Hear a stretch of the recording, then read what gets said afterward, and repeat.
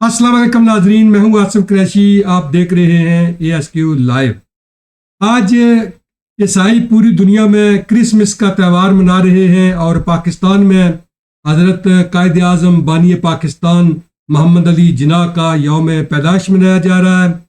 इसके अलावा जो पाकिस्तान में इलेक्शन की सूरत हाल है, आपने देखा कि हर तरफ कुछ लोग कागजात जमा करा रहे हैं। सोशल मीडिया पर एक बड़ा शोर नज़र आ रहा है कि हमें कागजात नामजदगी जमा करवाने नहीं दिए जा रहे। उसमें सबसे अहम जो है वो चौधरी परवेज़ इलाही की जोजिया मोहतरमा का जो मैं अभी देख रहा था। इसके अलावा बाकी लोग भी थे जिन्होंने कागजात नामजदगी जमा करवाए। और ये क्या मसला क्या है असल में, ये इस पर भी बात करेंगे। और जो साइफर जिसको सुप्रीम कोर्ट ने इमरान खान को बरी करार दिया है, मेरे साथ हस्ब साबिक सीनियर जर्नलिस्ट उमर फारूक साहब मौजूद हैं। उमर फारूक साहब, सबसे पहले तो आज हम ये बताएं कि ये जो ईसाई जो क्रिसमस का त्यौहार मनाते हैं, ये क्या त्यौहार है? थोड़ा सा हमारे नाजरीन को ये भी पता चलना चाहिए। बिस्मिल्लाहिर्रहमानिर्रहीम। अस्सलाम वालेकुम हमारे नाज़रीन। देखें आसिफ साहब, पूरी दुनिया में इस वक्त जो ईसाई हैं वो अपने एक नज़रिए के मुताबिक क्रिसमस की तकरीबात मना रहे हैं। और आप देखा होगा कि मुख्तलिफ ममालिक में शायद उन्हें कुछ छुट्टियाँ और कुछ मुख्तलिफ ये दिए गए हैं। जी असल ये है कि हमारा जो मुसलमानों का अकीदा है, ये नज़रिया है कि हज़रत ईसा अलैहिस्सलाम अल्लाह ताला के प्यारे भी हैं और जी अल्लाह बिल्कुल। ताला ने उन्हें आसमान पर उठा लिया और वो कुर्ब क़यामत के करीब वापस उनका ज़हूर होगा और वो हज़ूर सल्लल्लाहु अलैहि वसल्लम की सल्लल्लाहु उम्मती अलैहि बनकर आएंगे। जी और जो ईसाइयों का अकीदा है उसके मुताबिक तो वो नऊज़ुबिल्लाह खुदा के बेटे हैं और वो तस्लीस के अकीदा लेके चलते हैं और फिर उस हवाले से वो तकरीबात बनाते हैं। यहाँ तक तो गुंजाइश है कि हज़रत ईसा अलैहिस्सलाम की पैदाइश की हद तक तो खुशी सबको है और जी होने भी चाहिए। अब जहाँ तक अल्लाह का बेटा होना है तो जाहिर सी बात है, कुरान का और इस्लामी अहकामात इसमें बड़े वाज़ेह हैं। कुल हुवल्लाहु अहद अल्लाहु समद लम यलिद वलम यूलद, कि अल्लाह ताला ना किसी से पैदा हुए हैं, ना उनका कोई बेटा है, ना कोई उनकी औलाद है, ना कोई उनका कुफ है। अल्लाह ताला तन्हा हैं और वो अकेले हैं और यही मुसलमानों का अकीदा है। जी जी, ये चलो ये मुसलमानों का अकीदा है। ये क्रिश्चियन जो है वो आज अपना त्यौहार मना रहे हैं। आज दूसरी तरफ बानी पाकिस्तान हज़रत कायद आज़म मोहम्मद अली जिन्ना का यौम पैदाइश भी मनाया जा रहा है। कायद आज़म मोहम्मद अली जिन्ना उन लोगों में से थे जिन्होंने पाकिस्तान को बनाया, फाउंडर थे। क्या पाकिस्तान को बनाने के बाद आज पाकिस्तान की जो उनकी सोच थी उसके मुताबिक आज पाकिस्तान उन्हीं मनाजिल की तरफ रवान दवा है जो उन्होंने ख्वाब देखा था हज़रत अल्लामा इकबाल ने? क्या आज पाकिस्तान उन ख्वाबों की ताबीर पर पूरा उतर रहा है? इस पर थोड़ी सी बात करें। देखें जी, कायद आज़म मोहम्मद अली जिन्ना रहमतुल्लाह अलैह का आज यौम पैदाइश है। मसला ये है आसिफ साहब, मैं तो बड़े भंग दल इसमें कहूँगा कि इस सदी का वो बड़े लीडर थे और जी उन्होंने बगैर किसी गैर मुल्की ताकत के बगैर किसी फौज के और बगैर किसी वो कोई असले के और किसी आलमी ताकत की हमायत के बगैर उन्होंने ये पाकिस्तान हासिल किया और अवामी ताकत के ज़रिए हासिल किया और बहुत बड़े लीडर थे।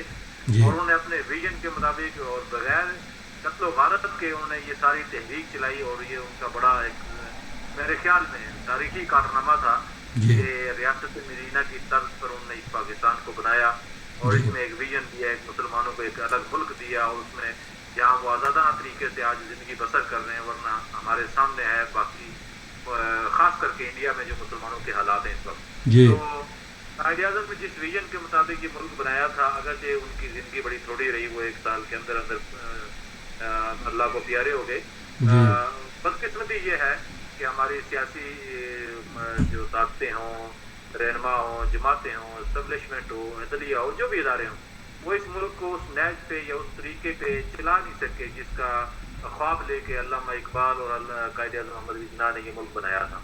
जी यही वजह है, अगर हम उन उसूलों पर और उन नज़रियात पर चलते रहते तो आज हमारा मुल्क दुनिया में बड़ी उसकी एक डिफरेंट हैसियत होती। और वरना आज हमारी हैसियत ये है कि हम एक आलमी ताकतों के बाजगुजार बन चुके हैं, IMF और वर्ल्ड बैंक के हम गुलाम बन चुके हैं और हमारी मईशत तमाम की तमाम وہ عالمی شکنجے میں ہے. جب وہ چاہتے ہیں ہماری نبضیں کھینچ لیتے ہیں اور جب وہ چاہتے ہیں چھوڑ دیتے ہیں. ہمارا جو اختیار ہے اقتدار ہے وہ بالکل ان کے ہاتھوں میں ہے. وہ جب چاہتے ہیں اس کی نبض پکڑ کے کسی کو اقتدار سے باہر کروا دیتے ہیں. بس ہمیں قائد اعظم کے ویژن کے مطابق، قائد اعظم کی پالیسی اور اصولوں کے مطابق اور ان کے نظریے کے مطابق یہ ملک چلانے کی قیادت کی ضرورت ہے. تو اللہ کرے کوئی ہمیں یہ جو نیکسٹ الیکشن آ رہا ہے کوئی اس میں ایک اچھی قیادت میسر آ سکے جو ملک کو قوم کو اس بحران سے نکال سکے اور ملک کو اس سطح پہ لے جائے جس کے لیے یہ ملک بنایا گیا. اچھی قیادت تو تب میسر آئے گی جب آزادانہ، منصفانہ اور غیر جانبدارانہ الیکشن ہوں گے. آپ نے دیکھا کہ سوشل میڈیا پر جس طرح ایک شور برپا ہو چکا ہے کہ جی ایک جماعت کو جو ہے وہ سپورٹ کیا جا رہا ہے اور ایک جماعت کو الیکشن جتوانے کے لیے باقی لوگوں کے کاغذات، وہ میں نے سوشل میڈیا پر دیکھا جس طرح ان سے وہ جو شجاعت حسین کی بہن ہے جس طرح ان سے فائل چھینی جا رہی ہے، اس طرح کے بے شمار واقعات ہیں. یہ پاکستان کی سیاست میں کیا ہو رہا ہے؟ اگر کسی کو الیکشن لڑنے کی آزادی ہے تو پھر اس کو الیکشن لڑنے کا موقع دیا جائے. آگے عوام نے فیصلہ کرنا ہے کہ وہ کس کو اپنا نمائندہ چنتے ہیں یا کس کو آ کے رائے دہی کا استعمال کرتے ہیں. لیکن یہ کوئی طریقہ کار جو پاکستان میں اپنایا جا رہا ہے اس پر آپ کیا کہیں گے؟ دیکھیں حضرت، پہلی بات تو یہ ہے کہ جو الیکشن کمیشن نے آج ایک رپورٹ جاری کی، آپ نے بھی دیکھی ہوگی، میڈیا پہ پڑھی ہوئی ہے. قومی اسمبلی اور چاروں صوبائی اسمبلیوں کے لیے کل 28,626 امیدواروں نے کاغذات جمع کروائے ہیں. ٹھیک. اور میرے خیال میں یہ سارے صوبائی اسمبلی اور قومی اسمبلی کی نشستیں مل جائیں تو 1000 کے قریب بھی نہیں بنتی. تو یہ اس پہ 28,000 لوگوں کا کاغذات جمع کرانا یہ اس بات کی غمازی ہے کہ سب لوگوں نے آزادانہ طریقے سے کاغذات جمع کرائے ہیں، کوئی رکاوٹ نہیں آئی ہے. اتنی بڑی تعداد کی جب یہ اسکروٹنی کا عمل شروع ہو چکا ہے، اب کس کے کاغذات مسترد ہوں گے، کس کے قبول کیے جائیں گے، یہ پورا اس کی تحقیقات ہوں گی. اب یہ اسکروٹنی کا عمل چل رہا ہے، کس نے کاغذات اچھے جمع کرائے ہیں، کس نے کیا کرنی ہے، بڑا لمبا ایک پروسیس ہے. ایک رپورٹ اور دیکھ رہا تھا کہ جو آپ اشارہ کر رہے ہیں اس سے پہلے کہ قومی اسمبلی کے حوالے سے جی جو جن لوگوں نے کاغذات جمع کرائے ہیں اس میں پی ٹی آئی کے جو امیدواران ہیں وہ ٹاپ پر ہیں. ان کے لوگوں نے جو کاغذات سب سے زیادہ جمع کروائے. اگر کہیں رکاوٹ تھی تو یہ کے جو امیدوار کس طرح اتنی بڑی تعداد میں کاغذات جمع کرا رہے ہیں. آپ دیکھ لینا، آگے دیکھ لینا کہ حتمی رپورٹ جب آئے گی پی ٹی آئی کی یا قومی اسمبلی اور صوبائی اسمبلی کی امیدواران کی کاغذات جمع کرانے کی تو سب سے زیادہ ہوں گے. کیونکہ مسئلہ یہ ہو گیا ہے کہ پی ٹی آئی تو جماعت اب رہی نہیں جو الیکشن کمیشن کے فیصلے کے بعد. تو ان کے 5-5 10-10 لوگوں نے ایک حلقے سے کاغذات جمع کروائے. تو میرے خیال میں وہ جو کہا کرتے تھے پی ٹی آئی والے کے کھمبے کو بھی ووٹ کھڑا کیا تو وہ بھی جیت جائے گا، کھمبے بھی کرا گئے کہیں. لیکن یہ الیکشن کمیشن ہے جی مجھے یہ عادت ہے، میں اس بات کو بالکل غلط سمجھتا ہوں کہ کاغذات چھینے گئے، ڈرایا گیا، دھمکایا گیا. جن لوگوں نے جن کا صرف یہ اشارہ کر رہے ہیں پی ٹی آئی والے کہ انہوں نے کاغذات چھینے ہیں، مقتدر اداروں کا نام نہیں لے رہے، پوری کی طرف اشارہ ہے ان کا. مجھے یہ بتائیں کہ اگر انہوں نے الیکشن سے ان لوگوں کو روکنا ہو تو وہ کاغذات کیوں چھینیں گے؟ وہ کاغذات مسترد بھی تو کروا سکتے ہیں. صحیح، بالکل. ان کے کاغذات پہ اعتراضات بھی تو کوئی لگوا سکتے ہیں. تو مجھے یہ سمجھ نہیں آئی کہ کاغذات چھیننے والے، ہو سکتا ہے کچھ حلقوں میں یہ ہوتا ہے، آپس میں تلائش ہوتی ہے، کوئی دو بڑے سیاستدان لڑ رہے ہوتے ہیں، ان کے کچھ لوگ آگے کاغذات چھین لیتے ہیں. مثلا میں اور آصف صاحب کہیں لڑ رہے ہیں. لیکن اگر ایسا کوئی مسئلہ ہے تو جو ریٹرننگ آفیسر ہیں، آر او ہیں، وہ نوٹس لیں اور وہ جو سوشل میڈیا پر اس طرح کے پروپیگنڈے ہو رہے ہیں ان کے خلاف جو ہے وہ کارروائی کریں. جی نہیں، وہ تو الیکشن کمیشن نے آلریڈی آرڈر دے دیا ہے کہ جہاں کہیں بھی اس طرح کے کوئی واقعات ہوئے ہیں ان کی رپورٹ کیا جائے، اس کی تحقیقات کر کے رپورٹ بھیجی جائے. بعض لوگ یہ دیکھیں یہ افواہ بھی بناتے ہیں. میں ایک چیز سمجھتا ہوں کہ وہ ویڈیو بنانا باقاعدہ، وہ کاغذات چھیننے کے لیے کسی کو لانچ کرنا، پھر ویڈیو بنانا تاکہ تشہیر، مہم، پروپیگنڈا، یہ بھی ایک حصہ ہوتا ہے. بات وہی ہے کہ اگر جن لوگوں نے جن قوتوں کی طرف یہ اشارہ کر دیا کہ کاغذات چھین رہے ہیں، کامپین ڈال رہے ہیں، تو ان قوتوں سے کیا مشکل ہے کہ وہ اپنے کاغذات ریٹرننگ افسر کے دفتر سے غائب کروا دے. یا وہ اگر کوئی کرنا چاہے تو یہ کر سکتا ہے، یہ آسانی سے ہو سکتا تھا. مطلب یہ بڑی تھوڑی سی حرکت ہے، کسی کے کاغذات کو ایسے نہیں ہوئے کہ کسی ادارے نے چھینے ہو. ایک کا دکا واقعات ہمیشہ ہوتے رہے. ہمیشہ ہر الیکشن میں ہوتے ہیں. مخالف امیدوار بھی بعض اوقات اپنے مخالف کے کاغذات چھنواتا ہے. اس کے پاس بھی ایسے لوگ ہوتے ہیں جو بدماش گروپ، وہ اس طرح کی وارداتیں کرتے رہتے ہیں. تو یہ میرے خیال میں روٹین کا ایک کیس ہے. اس کو ویسے یہ لوگ ہوا دے رہے ہیں اور اس کو مطلب ہے وہ پروپیگنڈا کے طور پہ استعمال کر رہے ہیں. میں نے آپ کو کہا کہ 28,000 امیدواروں نے کاغذات جمع کرائے. تو یہ نون اور پی کے نہیں ہے، اس میں پی ٹی آئی کی بڑی تعداد ہے. اور مجھے ایک رپورٹ سے ملا کہ اس میں پی ٹی آئی کے سب سے زیادہ قومی اسمبلی کے امیدواروں نے کاغذات جمع کرائے. ٹھیک ٹھیک ٹھیک. اچھا، یہ جو آپ نے دیکھا کہ سائفر کا جی بڑا عمران خان نے بڑی اہم جو ہے دستاویز تھی، اس کو جو ہے وہ عوام تک لائے، وہ نہیں لانی چاہیے تھی، وہ بڑا سیکرٹ ایشو تھا.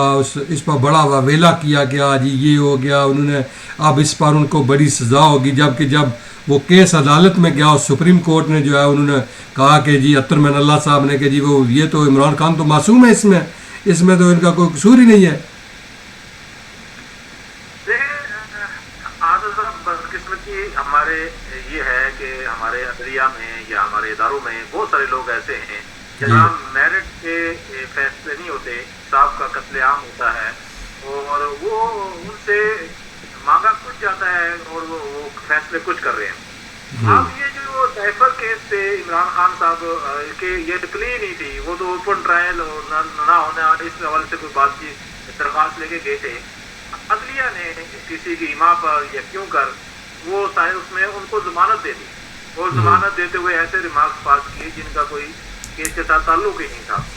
حالانکہ یہ بھی ہے کہ دوسری طرف عدلیہ نے اس کو روکا بھی نہیں ہے کہ اس کیس کی تحقیقات کے مزید کوئی جو نیچے جج ابو الاسناد صاحب کر رہے تھے ان کو روکا جائے. پر عدلیہ کا ایک فیصلہ تھا کہ وہ اس سائفر کیس کا ابھی تحقیقات چل رہی ہیں اور وہ اس میں گواہ پیش ہو رہے ہیں. جو نیچے والے جج ابو الاسناد صاحب وہ اس کی ٹرائل کر رہے ہیں اور انہوں نے ان کو ضمانت دے دی. اور ایک ملزم کا ٹرائل چل رہا ہوتا ہے جب، اور اس پہ ضمانت دینا ایک عجیب سی بات تھی. بہرحال عدلیہ کے اپنے فیصلے ہیں، اپنا کردار ہے. میرے خیال میں اس فیصلے کے حوالے سے بہت سارے قانونی ماہرین بھی وہ بھی خوش بددعا ہے کہ یہ کیسا فیصلہ دیا. جو فیصلہ ان سے مانگا نہیں گیا انہوں نے آگے جا کے اس کو مطلب ریلیف دیا ہے. اور عدلیہ کے اس طرح کے متنازع فیصلے وہ میرے خیال میں عدلیہ کو ہی متنازع بنا رہے ہیں. عدلیہ کے کردار پہ ہی لوگ اعتراضات اٹھا رہے ہیں اور انصاف کی کرسی پہ جو بیٹھے ہیں براجمان شخصیات ہیں ان کے کردار پہ لوگ سوالات اٹھا رہے ہیں. جس حوالے سے فیصلہ تھا وہ کیا نہیں گیا اور جو فیصلے میں مانگی نہیں گئی تھی وہ چیز دے دی گئی. بس سائفر کیس تو سب کے سامنے ہے، وہ ہے کہ اس میں عمران خان صاحب نے کس طرح ایک کاغذ کے ٹکڑے کو لہرا کر اس پہ پورا ایک طوفان مچایا اور پھر اس پہ ایک پوری سیاست کی. اب یہ کہنا کہ یہ معصوم تھے، عجیب سی بات ہے. اس پہ وہ 2-3 سیکیورٹی کونسل جو ہماری نیشنل سیکیورٹی اس کے اجلاس ہوئے اور ہمارا اس میں تحقیقات ہوئی.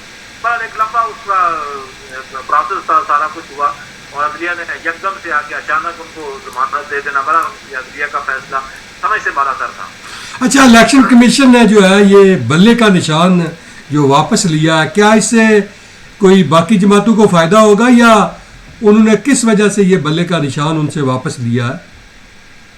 دیکھیں، الیکشن کمیشن نے فیصلہ دیا تھا کہ پی ٹی آئی کے جو انٹرا پارٹی الیکشن ہوئے تھے تعلق میں وہ درست نہیں تھے اور دوبارہ الیکشن کروا کے جو ہمارے ظاہر سی بات ہے جو بھی پارٹی الیکشن کمیشن میں رجسٹر ہوتی ہے اسے اپنے پارٹی کے اندر الیکشن کرانے لازمی ہوتے ہیں.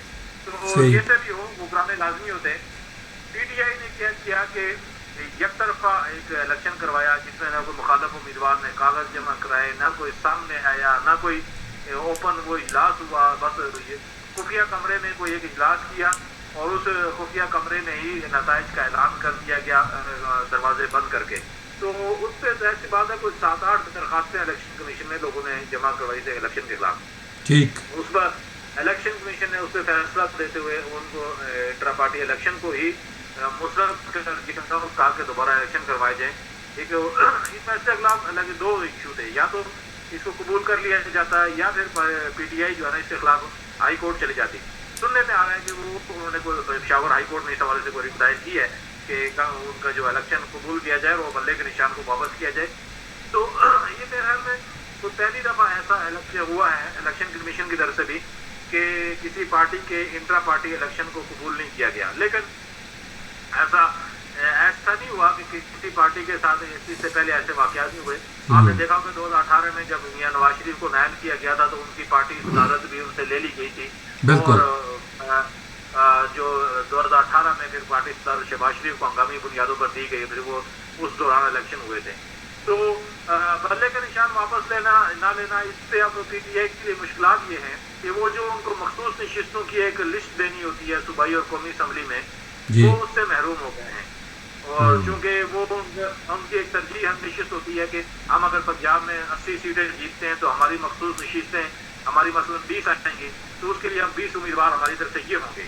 اب وہ یہ لسٹ جو قومی اسمبلی اور صوبائی اسمبلی کے جو امیدواران جب کاغذات جمع کرواتے ہیں اس وقت یہ ساتھ جمع کروانی پڑتی ہے. تو اب پی ٹی آئی کی کم از کم وہ نشستیں اس سے محروم ہو جائیں گے اگر یہ فیصلہ اس کا فوری فیصلہ نہ ہوا. دوسری بات یہ ہے کہ پی ٹی آئی اگر بننے کے الیکشن میں حصہ نہیں لیتی تو ان کے جو امیدوار ہیں تو وہ مختلف حلقوں میں مختلف جو ہے نا نشانوں پہ الیکشن میں حصہ لیں گے تو اس میں پی ٹی آئی کا نقصان ہوگا. اور ظاہر سی بات ہے کہیں اگر وہ استری لے رہے ہیں, کہیں درخت لے رہے ہیں, کہیں دبات ہے, کہیں قلم ہے, تو وہ اس طرح مختلف ان کے جو انتخابی نشان وہ ان کو الاٹ ہوں گے. جس کی وجہ سے پی ٹی آئی ایز اے جماعت میرے خیال میں اپنا الیکشن میں حصہ نہیں لے سکے گی اور اس کا سراسر ان کا نقصان ہوگا. دیگر جماعتوں کو ظاہر سی بات ہے اس میں تو فائدہ ہوگا. بالکل ان کو بلہ ہوگا ہی. تو اچھا, بلہ جو ہے وہ اس جو آئندہ کے الیکشن کے بیلٹ پیپر ہے اس میں نہیں ہوگا. اچھا, یہ جو بڑے لیڈران ہیں جن میں میاں نواز شریف, مولانا فضل الرحمان, شہباز شریف اور آصف علی زرداری, یہ 2-3 حلقوں سے الیکشن کی طرف جا رہے ہیں, اس کی وجہ کیا ہے؟ کیا کوئی خطرہ ہے ان کو کہ اگر ایک سیٹ سے الیکشن کنٹیسٹ کیا تو ایسا نہ ہو کہ کہیں ہار جائیں؟ اصل میں دیکھیں یہ ہمارا رجحان ہمارے ملک میں 2 سے 3 نشستوں پہ الیکشن لڑنے کا, یہ بلکہ زیادہ 6 نشستوں پہ بھی خان صاحب نے الیکشن لڑا, یہ ایک بڑا غلط رجحان ہے. اس میں کئی چیزیں ہیں, عوامل ہیں. ایک عوامل تو یہ ہوتا ہے کہ کسی بھی لیڈر کو اپنی مقبولیت کا اظہار بھی کرنا ہوتا ہے کہ دیکھیں اگر میں لاہور سے الیکشن لڑ کے جیت رہا ہوں تو منصیرہ سے بھی جیت رہا ہوں, یا مولانا فضل الرحمان جیسے کہہ رہے میں ڈیرے سے الیکشن لڑ رہا ہوں تو بلوچستان میں بھی میری مقبولیت ہے. ایک تو یہ ایک مقامی وہ تاثر اور مقبولیت کا اظہار بھی ہوتا ہے. دوسرا جو آپ یہ کہہ رہے ہیں کہ اس میں خطرہ بھی ہوتا ہے, ممکن ہے ایسا بھی ہوتا ہے کچھ لوگوں کو کہ وہ اس لیے 2 حلقوں سے کہ ایک میں اگر ناکام رہے تو دوسرے میں کامیاب ہو جائیں گے. تیسرا یہ ہوتا ہے کہ اس میں ایڈجسٹمنٹ کرنا ہوتی ہے لوگوں نے. مثلا نواز شریف اگر 2 حلقے جیت جاتا ہے اور دونوں میں الیکشن میں حصہ لیتے ہیں, 2 جیت جاتے ہیں تو ظاہر انہیں ایک چھوڑنا پڑے گا. جب وہ ایک چھوڑیں گے تو ظاہر سی بات ہے وہاں وہ اپنے کسی عزیز کو ایڈجسٹ کرا لیں گے چاہے ان کی حکومت ہوگی. اسی طرح مولانا فضل الرحمان اگر 2 حلقوں سے لڑ رہے ہیں, دونوں سے جیت جاتے ہیں تو ایک حلقہ خالی کریں گے تو ظاہر سی بات ہو سکتا ہے وہاں وہ اپنے بیٹے کو, دوسرے بیٹے کو یا کسی بھتیجے کو یا بھائی کو ایڈجسٹ کر لیں کہ چلیں جب حکومت میں چلے جائیں گے تو وہ اس کو کامیاب کروا لیں گے. تو یہ میرے خیال میں اس کی مختلف حکمتیں ہوتی ہیں جو یہ عموماً کرتے ہیں. لیکن الیکشن کا میرے خیال میں جو پچھلی دفعہ الیکشن رول میں ترمیم کر کے یہ بتا دیا گیا ہے کہ ایک امیدوار 2 سے زائد حلقوں میں الیکشن میں حصہ نہیں لے سکے گا, ورنہ پہلے تو کوئی قدغن نہیں تھی, جتنے حلقوں میں مرضی الیکشن میں حصہ لے لو, 6 لو, 7 لو, 8 لو, تو وہ اس کا نقصان ہو رہا ہے. اس میں دیکھ کو قومی خزانے کا نقصان ہو. ٹھیک. جو الیکشن ہوتے رہتے ہیں ظاہر سی بات اس کا بڑا نقصان ہوتا ہے. اس طرح جو ہے وہ ظاہر ہے, اس طرح نقصان تو پھر ہوتا ہے کہ جب آپ 2 یا 3 حلقوں سے الیکشن میں جائیں گے تو پھر اس کا لامحالہ نقصان ہوتا ہے. بالکل آپ نے صحیح فرمایا.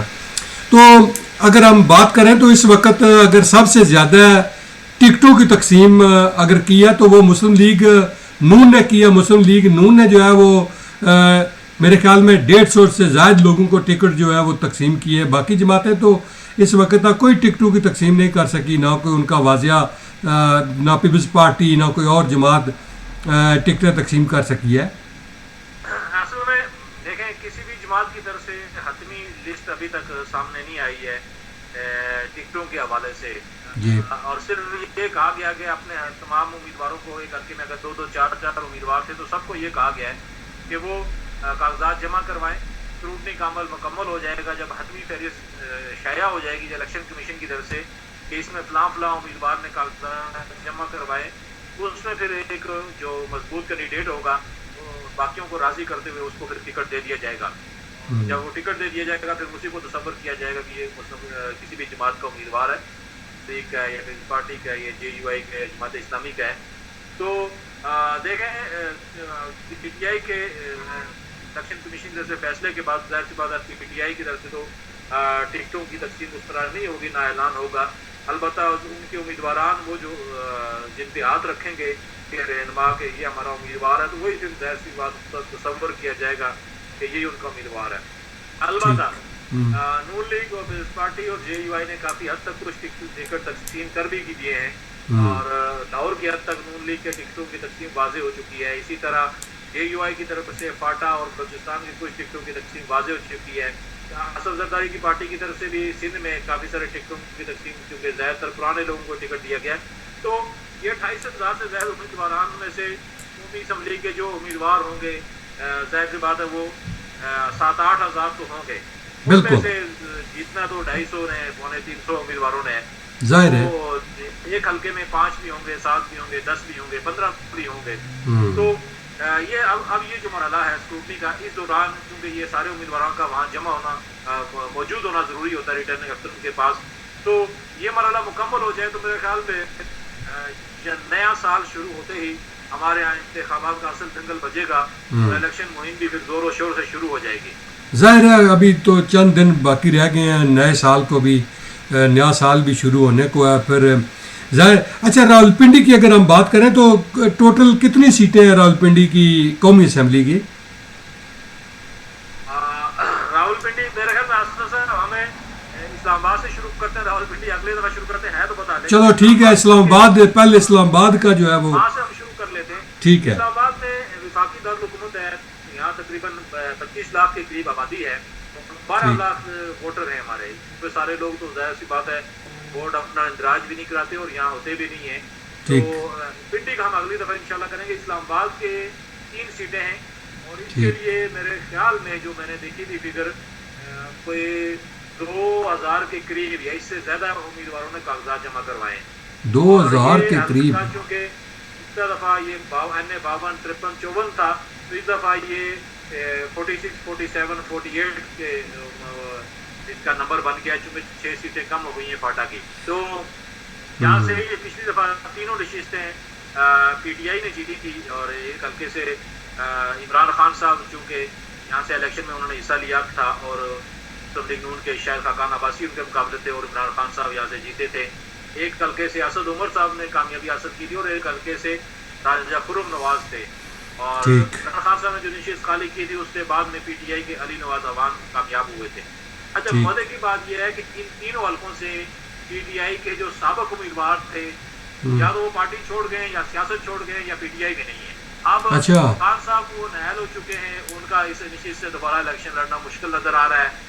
असद उमर साहब क्या पार्टी और सियासत ही छोड़ गए हैं, राजा खुर्रम नवाज साहब भी जो है ना वो पार्टी और सियासत ही छोड़ गए हैं। अली नवाज अवान ने अलबत्ता पार्टी तब्दील की है और वो जहांगीर तरीन की पार्टी में शामिल हो गए हैं। मेरे ख्याल में शायद उनको जहांगीर तरीन की पार्टी की तरफ से टिकट मिल जाए, लेकिन उनका यहाँ से कोई कामयाबी बड़ी मुश्किल नजर आती है। और इसी तरह जी PTI के उम्मीदवारों की बात करें तो जो खान साहब का हल्का था वहाँ से मेरे ख्याल में जो इमरान खान साहब के जो वकील है और तर्जमान भी हैं शुएब शहीन, वो उस हल्के से इलेक्शन लड़ने के मूड में हैं। और जो असद उमर का हल्का था वहाँ भी अभी तक कोई वाज़ेह कैंडिडेट सामने नहीं आया और जो खुर्रम नवाज के हल्के से भी कोई वाज़ेह कैंडिडेट PTI का सामने नहीं आया।